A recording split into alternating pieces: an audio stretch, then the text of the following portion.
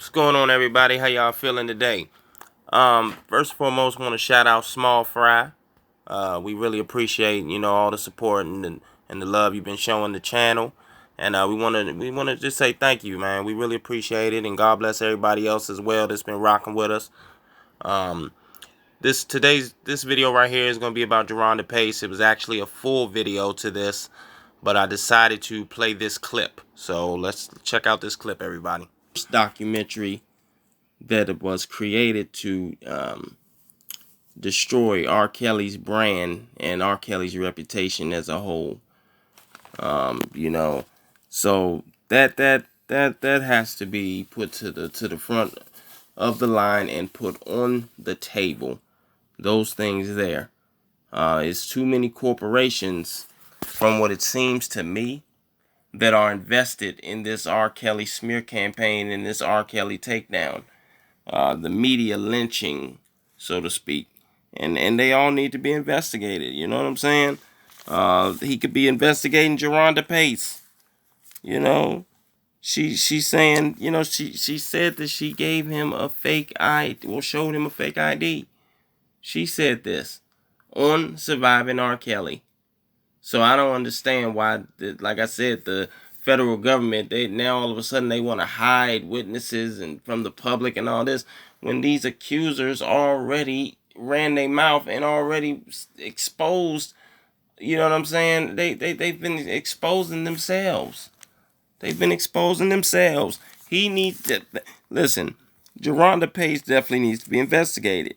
You know what I'm saying? She said out her own mouth, she told Jim Derogatis in the BuzzFeed article in 2017 that she was able to receive a autograph from R. Kelly, and he signed his autograph, his signature, on a bank statement.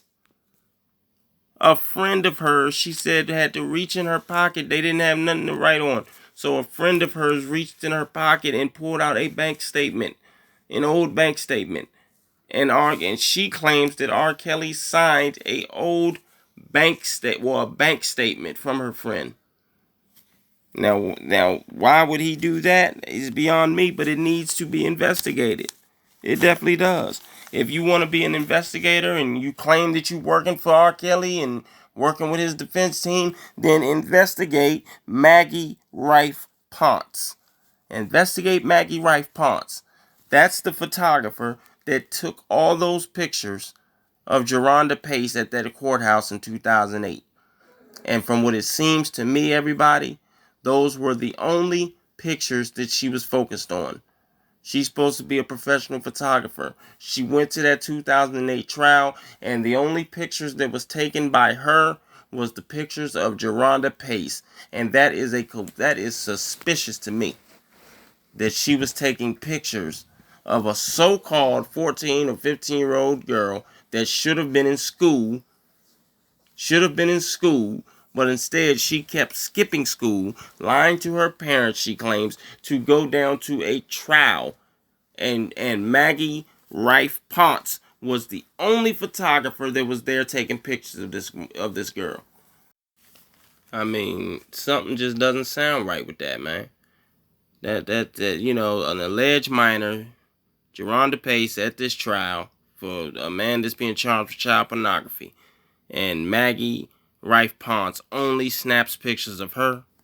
That tells me that she was somebody instructed Jaronda Pace to be at that trial, and I believe allegedly that Maggie Rife Ponce was hired by somebody to take pictures of Jaronda Pace at that trial. That's what I believe. But that's alleged, everybody. That's alleged.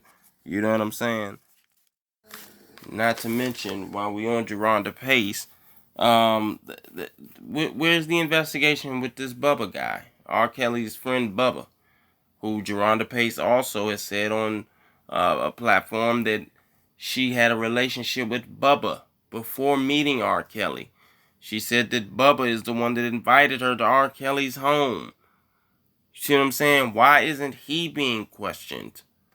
Where is he at in this situation? Where's the investigation to see, looking into her and his relationship, And that we've heard Jaronda Pace on Surviving R. Kelly. She tried to make us believe, well, the world believe, in 2019 on Surviving R. Kelly, that she had a fake ID. She lied about her age. She told R. Kelly she was 19, and according to her fake ID, that she showed him, but she tried to make it seem like, right before they was about to have sex or whatever, she told him, well, I'm only 16. And she claims that he says, well, that's okay. Just keep acting 19. That's what she said, right? Well, like I said before, an investigation needs to be done on these women conflicting and changing their stories up. You know what I'm saying? That needs to be investigated, because the same BuzzFeed article that I was referring to, she told Jim Derogatis back in 2017. She told him that they started having that she told him that she was 19. She lied about her age, right? And that they started having sexual relations or whatever in June, right? In June. But then she said, well, I at least know that I told him my real age in July, which would be a month after she claims they had already started having sexual relations. So that right then and there, that you see, she needs to be held accountable, because she sat there. That, to me, that is entrapment. That's entrapment. Not only is that entrapment, but that's just deception. That's deception. She said out her own mouth, they started having sexual relationships in June, but she didn't even know the exact time when she told him what her real age was. She just said she knew it was at least in July. It had to be at least July by the time she told him what her real age was. Well, according to you, Miss Pace, you already entrapped, you already performed entrapment on that man. You already deceived that man. And not to mention, she needs to be investigated for constantly going back, trying to extort money. She showed so-called payments, settlement payments, on her social media account. She was going back month after month after month, extorting that man for money. And then when she couldn't get no more money, then she claims, I want to tell, and I'm going to speak out and violate my non-disclosure agreement because I want to help the women that's still there. Well, why didn't you want to help them before you was extorting that man for money? Receiving payments from Mr. Daryl McDavid. Because trust and believe, we know for a fact that R. Kelly was not issuing them checks to you. If you were being issued checks, which we have to look into that, because like I said, she said that R. Kelly gave her an autograph at that trial in 2008, and he signed his autograph, his John Hancock, on her friend's bank statement. A bank statement that her friend pulled out her pocket. Like, man, listen. If the man is so guilty, then let that man have his day in court. And if he is found guilty, then he has to do his time. But from what it seems like they are ignoring so many crimes that are being committed against R. Kelly. They're giving criminals with long criminal history immunity for basically lying, from what it seems. Because I wouldn't say they're lying if their stories was consistent. And nobody in this situation, this whole R. Kelly did this to me and all that nonsense, nobody has had a consistent story. Not one individual.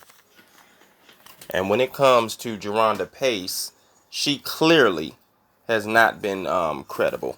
That's just clear, Like, she's just another one that it seems got close in R. Kelly's circle, and went directly to Susan Loggins, this woman on the screen here that needs to be investigated.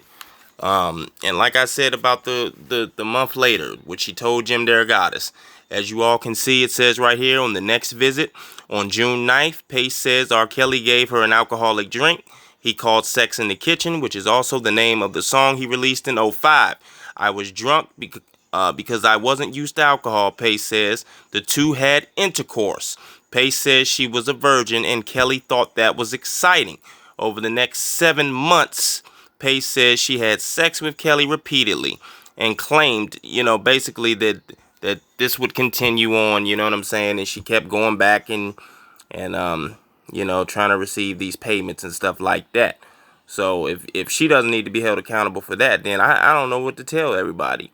You know what I'm saying? She got close to the man and she kept on going back and back and back to receive these payments, So June 9th, she clearly says they had intercourse, everybody. As you can see, she clearly says that. Now here she says, if Kelly was previously unaware of Pace's age, she says she told him for certain that she was 16 on July 17th, 2009. A claim she also made in the aforementioned documents. Okay? I gave him my state ID, she says. She recalls that Kelly told her things were fine, but that she should tell anyone who asks that she was 19 and act like she was 25. Now tell me that that's not entrapment. You present a fake ID to this man. You say that you and him, y'all have sexual intercourse in June of 2009. And then you told Jim Derogatis this. If he didn't know about my age at first, which he didn't, you said you at least told him by July 17th. Come on now, a month later? Let's be real. And then Susan Loggins, look at this. Susan Loggins said, in order to verify Pace's story, Loggins asked Pace to take an aforementioned lie detector test. BuzzFeed News obtained a 7-page document about the test conducted by F.L. Hunter and Associates in suburban Hinsdale. Okay? And look what F.L. Hunter and Associates said, everybody. They said 4 questions that Pace was asked, including whether she had intercourse with Kelly, if she had told him she was 16, and whether he slapped, choked, and spit on her during an argument. She answered yes to all questions. And now look what it says right here. It says, it is the opinion of this examiner, based upon an analysis of her polygraph records, that she is truthful in her answers. Hunter concluded. Hunter has since retired from the firm that still bears his name. Okay, so it's a he, actually. Well, listen to this. He says that based on his opinion, he didn't say based on the results of the test, it determined that she was being truthful. He says it is based on his opinion. Okay? That to me means, everybody, that she did not pass that test. She didn't pass the test. But he feels like she's being truthful. These are the things that I'm talking about. You know what I'm saying? And we have to stop just ignoring these these facts that's right in everybody's face. I mean, this is what these individuals are saying. Nobody's making up these things on these accusers. They've been saying this. You go from saying that you told him a month later that you was really 16 in 2017. You told Jim Derogatis that in the article. That a month later you waited. But then on Surviving R. Kelly, you tried to make it seem like you told him as he was about to stick his private in you. You know what I'm saying? She made it seem like she told him as soon as he was about to insert inside her. She said, "Oh no, I'm 16." Nah. You know what I mean? They told them women to change them stories. They had to coach them women and coerce them women. Lifetime. They had to coach them women to come up with good stories that would make sense. You know what I'm saying? And that the public would accept. So, but it's the way I see it, everybody, Jaronda Pace has committed at least 4 crimes. You know, it seems like she committed extortion, allegedly. Going back to get more and more payments. Going back to get more and more payments. It seemed like she entrapped him. She entrapped R. Kelly, according to her. You know, having sexual intercourse with him, showing him a fake ID, and then a month later, she tells him her real age. Come on now, this is coming out of her mouth. She had a fake ID, which is a crime, a class 4 felony in the state of Illinois. You know, and she's just deceptive. All this has been deceptive, everybody, and she needs to be held accountable. God bless y'all.